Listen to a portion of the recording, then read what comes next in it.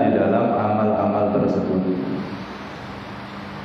Jadi semua amal yang dilakukan manusia itu bagaikan patung yang tidak ada nyawanya. Patung atau seperti manusia yang tidak adanya nyawanya, mayit. Sudah tidak bisa ngapa-ngapain, sudah tidak bisa berbuat apa-apa. Agar amal itu bisa bermanfaat, wa arwahuha wujudu sirril ikhlas, harus ada ikhlas. Jadi amal ibadah kita itu seperti jasad atau tubuh, dan nyawanya, ruhnya adalah ikhlas. Sebagaimana kalau kita punya hewan ternak, kalau masih hidup laku dijual, apalagi pas waktu kurban kemarin, punya sapi, punya kambing, kalau hidup laku dijual mahal. Tapi kalau ada sapi, kambing yang sudah tidak ada nyawanya, maka tidak akan ada gunanya. Begitu juga seluruh amal perbuatan kita di dunia ini, perbuatan ibadah kita itu seperti tubuh, seperti kambing tadi itu atau hewan tadi itu yang tidak ada nyawanya, artinya belum bermanfaat, tidak diterima oleh Allah kecuali sudah hidup, ada ruhnya. Ruh dari amal tak lain adalah rahasia keikhlasan. Amal itu bisa diterima oleh Allah syaratnya harus ikhlas. Ikhlas itu apa sih? Ikhlas itu talabu ridhollahi ta'ala, mencari ridhonya Allah Subhanahu wa ta'ala. Tulus tujuannya hanya untuk mencari ridho Allah, mendekat kepada Allah. Ini ikhlas. Dan ikhlas ini tidak serta-merta atau langsung datang begitu saja, tidak. Perlu adanya mujahadah. Mujahadah itu memerangi nafsu dan egois yang ada pada diri kita. Orang itu biasanya kalau melakukan sesuatu, apalagi sesuatu yang besar, apalagi sebuah jasa yang besar, nafsu tuh pengen dipuji, nafsu tuh pengen ditaruh di depan. Akhirnya kalau kita tidak waspada, perbuatan kita yang besar itu bisa dibelokkan oleh nafsu kita yang semula niatnya karena Allah, tapi berubah niat karena supaya dipandang oleh manusia, supaya dihormati oleh manusia. Kalau sudah seperti itu, berarti amal kita di hadapan Allah tidak ada nilainya. Na'udzubillah min dzalik. Karena itu harus diperangi, mujahadatun nafs, merangi nafsu yang ada pada diri kita. Jadi amal ini seperti patung yang berdiri, yang mana ruhnya adalah ikhlas. Amal itu bisa bernyawa alias diterima oleh Allah, harus ada ikhlas. Ikhlas itu gambaran yang paling gampang. Niki nek cara kula. Ikhlas itu kalau pengen tahu amal kita ikhlas atau tidak, lihat bagaimana ketulusan hati kita saat beramal. Kalau saya perhatikan, niki pikirannya kula dhewe, ndak enak ning kitab. Amal perbuatan manusia yang paling ikhlas itu cuma satu. Ngopo? Pas perutnya sakit, sakit, loh, buang air besar. Itu kadang-kadang sampai tenaga, maaf ngeden. Tapi nek metu bro, seneng wis. Enggak akan lihat, enggak pengen dipuji orang, enggak pengen dilihat orang, wis langsung plong hilang. Nah, kita kalau amal taat bisa enggak kayak seperti itu? Salat kah, jamaah kah, atau ibadah yang lain? Iso enggak? Rumangsane kita tuh kayak buang air besar, buang air kecil. Hati kita setulus itu. Jadi tidak pengen dipuji, tidak pengen dia pokoknya ditutupi ya ini perlu. Itu ikhlas.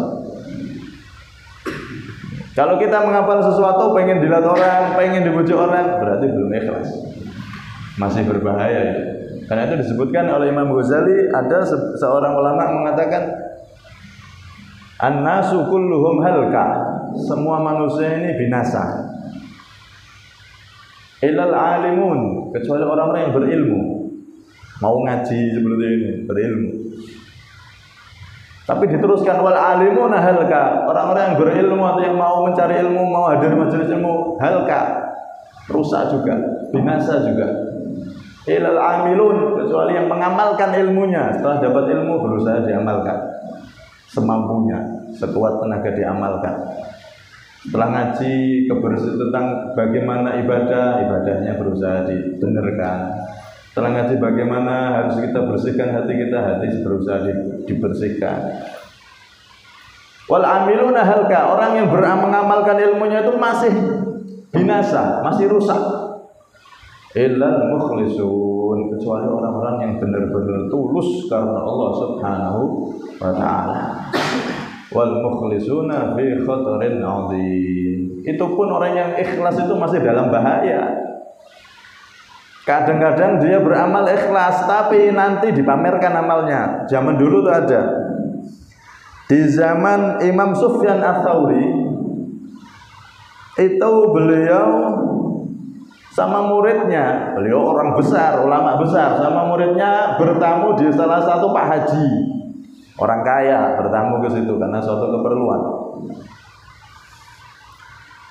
Kemudian setelah masuk, si Pak Haji ini ngomong sama keluarganya, ngomong sama para pelayannya, hatut tobak lalladzi ataituhu bihi fil hajjatil ula bal fil tsaniyah.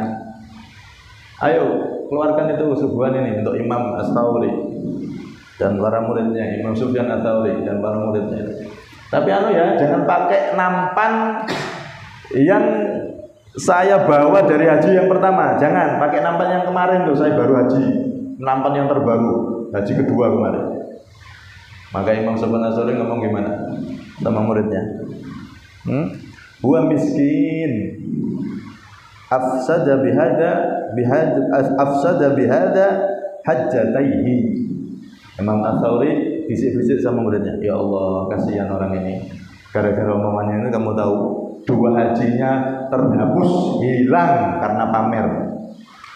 La ilaha illallah.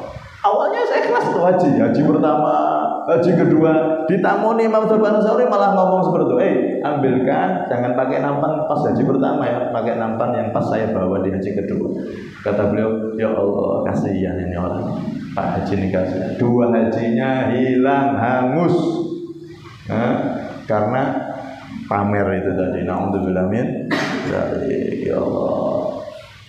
Karena itu orang semua manusia ini binasa kecuali yang berilmu, yang ilmu binasa kecuali orang yang mengamalkan ilmunya, yang mengamalkan ilmunya binasa kecuali orang yang ikhlas. Orang yang ikhlas pun harus hati-hati, jangan sampai amal sudah ikhlas ternyata nanti bisa hilang karena dipamer-pamerkan atau pengen dipuji orang, pengen dilihat orang.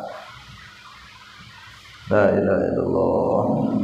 Ada seorang soleh, diceritakan, dia ini mulazimul masjid, selalu sholat di masjid, 5 waktu itu tidak pernah telat, selalu di masjid, selalu di shaf awal, karena shaf pertama itu pahalanya paling besar. Dia selalu di shaf awal selama berapa tahun? 40 tahun.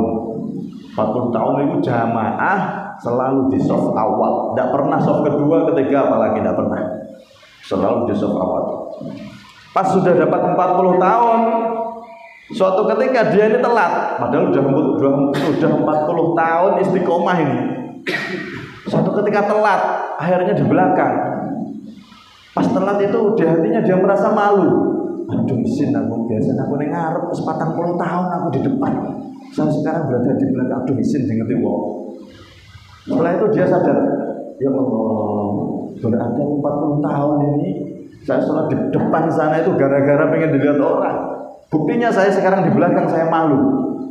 Berarti 40 tahun aku pengen dipandang orang. Akhirnya apa yang terjadi? beliau qadha ulangi sholatnya selama 40 tahun itu diulangi, dihitung maghribnya berapa ratus atau berapa ribu, isyaknya diulangi semua karena merasa berarti aku 40 tahun ini pengen dipuji manusia, selalu sholat di depan. La haula wala quwwata illa billah. Nah secara fikih ya tidak perlu diulangi, sah. Tapi karena beliau khawatir nanti di akhirat sholatnya ternyata tidak ada pahalanya selama 40 tahun. Ini orang-orang yang hatinya bersih itu seperti itu, ya Allah. Nih. Karena itu suatu ketika Rasulullah pernah berbicara panjang lebar dengan salah satu sahabat beliau, yaitu Sayyidina Mu'ad bin Jabal radhiyallahu anhu. Sayyidina Mu'ad bin Jabal ini salah satu sahabat yang diperintahkan oleh Nabi untuk berdakwah di tanah Yaman. Berdakwah di tanah Yaman. Sayyidina Mu'ad bin Jabal ini pernah berbicara panjang lebar dengan Nabi. Nabi mengatakan, ya Mu'ad, innallaha ta'ala khalaqa sab'ata amlakin qabla an yakhluqas samawati wal ard. Wahai Mu'ad, tak kasih tahu kamu, sesungguhnya Allah itu sebelum menciptakan langit dan bumi, Allah itu menciptakan 7 malaikat. Yang mana 7 malaikat ini setelah diciptakan oleh Allah, kemudian Allah menciptakan langit dan bumi, ke-7 malaikat ini ditaruh di langit 1, langit 2, langit 3, langit 4, langit 5, langit 6, langit ke-7. Langit itu kan ada 7 tingkat.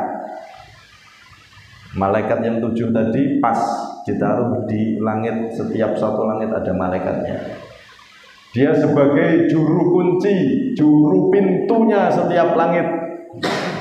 Setiap langit itu ada pintunya, cuman kita tidak bisa lihat.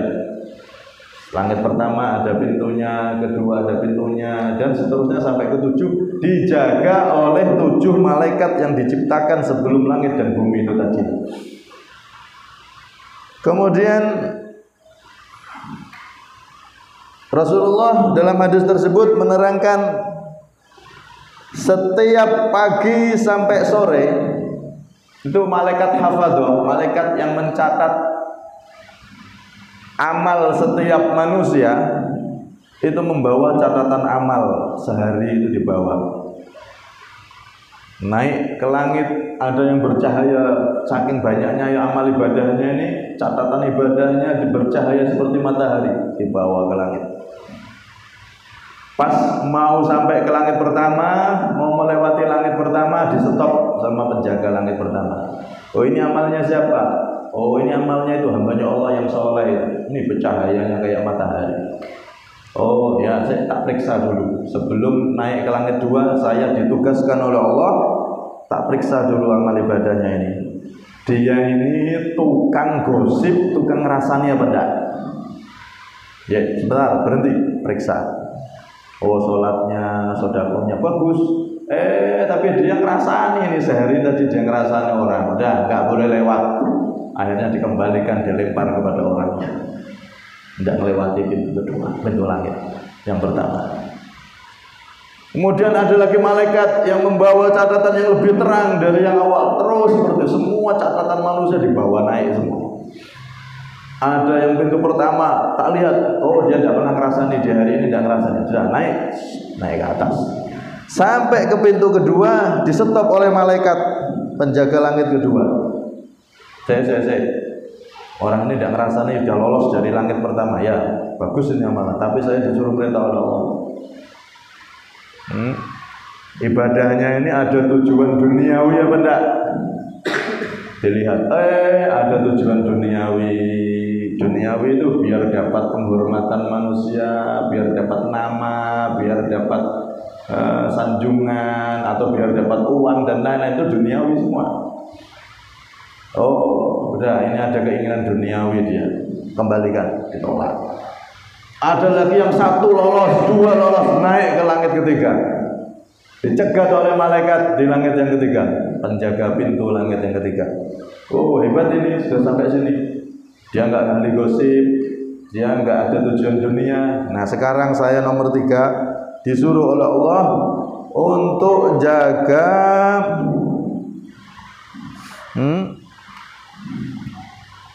dia ini punya sombong apa tidak? Cek tak teliti dulu, diteliti. Malaikat langit ketiga itu saringan kesombongan. Wah orang ini sombong nih, amalnya bagus tapi sombong dia, merasa lebih baik dari orang lain. Tidak diterima, tidak boleh lewat, dikembalikan. Ya Allah, ada yang sampai 1 tembus, 2 tembus, 3 tembus, naik ke 4. Dihentikan malaikat, stop. Saya malaikat ke-4, langit ke-4, disuruh nyaring oleh Allah. Ada tidak bangga diri, membanggakan dirinya? Dilihat saya, oh orang ini amalnya bagus tapi dia berbangga diri. Saya yang paling hebat amalnya, saya. Dan kembalikan, stop, tidak bisa lewat. Ada yang 1 tembus, 2 tembus, 3 tembus, naik ke 4. Ke-4 sudah ya, ke-5. Dilihat, orang ini punya hasad dah, dengki sama sesama muslim dah. Dilihat, oh punya dikembalikan, tidak bisa lewat. Ada yang 1, 2, 3, 4, 5 tembus, yang ke-6 sampai langit ke-6 nih, hebat ini. Saya malaikat penjaga langit ke-6 disuruh oleh Allah untuk lihat orang ini punya rahmat di hatinya apa enggak, punya kasih sayang terhadap sesama apa enggak. Amalnya bagus, tapi dia kejam sama orang. Dia kejam sama binatang. Anak kucing ditendang, jebret, kucing dibanting. Amalnya bagus tapi kejam sama orang, kejam sama tegoan. Nah, tidak bisa lewat, kembalikan. Ada yang 1 tembus, 2, 3, 4, 5, 6 tembus, 7 sampai ke langit ke-7. Ini amalan istimewa, tembus sampai langit 7. Di stop sama malaikat, tunggu. Sebelum lewat dari langit ke-7 dan akan diterima oleh Allah, stop. Saya malaikat terakhir, malaikat ke-7. Disuruh untuk Allah memeriksa apakah orang ini pamer apa tidak. Ya Allah, bagus semua tapi pamer ini. Udah kembalikan, tidak ganggu, balik dibuang. Ada yang 1 tembus, 2 tembus, 3 tembus, 4 tembus, 5 tembus, 6 tembus, 7 tembus, diterima sama Allah. Bukan berarti Allah sudah di atas, tidak. Ini menunjukkan amal baik itu tinggi, mulia, ditaruh di paling atas. Allah tidak di atas, tidak di bawah, tidak di kanan, tidak di kiri, tidak di depan, tidak di belakang. Pokoknya Allah itu ada sempurna. Atas itu tempat, bawah tempat, ini semua tempat. Allah tidak butuh tempat. Ini tembus sampai ke langit 7 dan diterima oleh Allah berarti. Maka para malaikat sudah muji-muji, hebat ini si fulan bin fulan, masya Allah, langit 1-7 sampai diterima sama Allah, amalannya hebat, dipuji-puji sama malaikat di hadapan Allah Subhanahu wa taala, di sisi Allah Subhanahu wa taala. Maka kemudian Allah berkata kepada mereka, antumul hafadah, kalian semua wahai para malaikat yang menjaga amal ini, yang membawa ke sini, ala amali abdi, atas perbuatan hambaku ini yang sampai sini, wa narrohi wa ala nafsi, tapi aku maha tahu, maha mengetahui apa yang ada di dalam lubuk hatinya. Kalian membawa ke sini sampai ke sini, diterima amalnya sampai di sini, di tempat penerimaan amal, tapi aku tahu yang berada di dalam lubuk hatinya itu apa. Innahu lam yuridni bihadal amal, sesungguhnya dia tidak menghendaki, tidak bertujuan menghendaki ridhoku. Artinya dia tidak ikhlas. Dia masih ada tujuan yang lain yang kalian tidak bisa lihat, yang bisa lihat hanya aku. Ya Allah. Akhirnya kemudian di situ wa arada bi ghairi fa alaihi la'nati. Ya Allah, kalian tidak bisa lihat, tapi dia ada tujuan lain selain ridhoku. Dia menghendaki bertujuan selain aku, fa alaihi la'nati, maka dia akan mendapatkan laknatku. Karena dia beramal di hatinya ada tujuan lain selain aku, alias tidak ikhlas. Ya Allah. Jadi semua amal kita setiap hari itu dilaporkan oleh malaikat dan disaring dengan 7 saringan. Karena itu sampai-sampai bagian ulama itu, bagian orang soleh itu, sebagian mereka itu banyak yang uzlah. Uzlah itu menyendiri, Pak. Karena khawatir aku hidup selama 60 tahun jangan-jangan tidak ada satu amal yang diterima sama Allah. Saringannya ketat. Ya Allah, tembus langit 7 masih disaring oleh Allah sendiri. Akhirnya gagal lagi, ya Allah. Akhirnya dari sebagian orang soleh itu uzlah, menyendiri. Tidak mau gaul sama orang, tidak mau gaul sama manusia. Kenapa? Karena dia takut nanti seumur hidupnya ada amal yang tidak diterima sama Allah. Bisa ngomong, bekal saya apa nanti kalau semua amal saya ternyata ada karena pengen dilihat ini, dilihat itu, ingin itu. Aduh, aku sudah kubur saya ngomong. Akhirnya mereka uzlah. Uzlah itu menyendiri sebagaimana Rasulullah dulu menyendiri di Gua Hira. Saat semua manusia kacau saja di jahiliyah, beliau menyendiri di atas gunung sana di Gua Hira, menyendiri untuk menjernihkan hati. Sebagian orang soleh sampai seperti itu, tidak mau banyak-banyak gaul sama orang, takut nanti malah ngerasani kono, ngerasani kene, gosip kono, gosip kene, aduh nanti amalku hilang kabeh. Akhirnya dia tidak mau gaul sama orang. Terus di rumah, banyak ibadah. Tidak mau gaul sama masyarakat, tidak mau. Memang sengaja karena dia khawatir itu saja. Karena itu Imam Ghazali dalam kitabnya kan seperti itu. Kalau kamu kuat, jadi orang kuat, gaul sama masyarakat, perbaiki mereka. Tapi kalau kamu tidak kuat, kamu merasa saya, kalau yang tahu diri itu diri kita sendiri. Saya ini tidak kuat. Saya kumpul bawa mesti ngerasani rono-rene rado. Ya udah, kalau kamu merasa tidak kuat, lebih baik banyak-banyak di rumah. Hada zaman sukut wal zumul buyut ila antamut, kata ulama. Ini zaman dulu. Ini zaman adalah zamannya sukut, zamannya diam. Dan zaman banyak di rumah sampai mati. Banyak diam, banyak di rumah sampai mati. Wes selesai. Enggak usah ngurusi berita ini, berita itu, gosip ini, gosip. Wes entek amal nanti. Sampai seperti itu. Ya Allah. Karena itu Sayyidina Mu'ad ketika diceritai Rasulullah ini, beliau nangis terseduh-seduh, ya Rasulullah. Berarti kami ini kalau amal, jangan-jangan seumur hidup amal kami gak ada yang diterima sama Allah. Nangis semua. Kemudian Rasulullah pesan, iktadi bi wa in kana fi umrika naqsun. Jangan khawatir Mu'ad, ikuti aku, niat ngikuti Nabi, walaupun dalam umurmu banyak kekurangan, ada kekurangan. Itu kita beramal, Pak. Usahakan pertama tuh niat. Saya niat ngikuti Nabi, saya niat deket sama Nabi. Kalau ada di hati pengen dipuji, pengen apa? Istighfar, astagfirullah, astagfirullah. Itu nanti jadi diampuni sama Allah, amalnya diterima oleh Allah. Karena itu para sahabat sampai-sampai bertanya pada Nabi, ya Rasulullah, biar amal kita ini selamat itu gimana wahai Nabi? Nabi ngasih doa. Doa ini dibaca 3 kali dalam satu hari. Kalau dibaca 3 kali, maka seluruh amalan sehari itu insya Allah ditulis oleh Allah ikhlas dan diterima oleh Allah. Nah, doa ini penting ini. Allahumma inna na'udzubika an nusyrika bika syai'an na'lamuh wa nastaghfiruka lima la na'lamu. Nah, ini perlu dihafal nih. Nah, nanti kita baca insyaallah setelah rotib kita baca itu. Kita tambah itu 3 kali biar nanti hafal semua. Allahumma inna na'udzubika an nusyrika bika syai'an na'lamuh wa nastaghfiruka lima la na'lamuh. Yang intinya doa itu adalah, ya Allah, kami mohon ampun kalau di hati kami ada tujuan selain Engkau, ya Allah.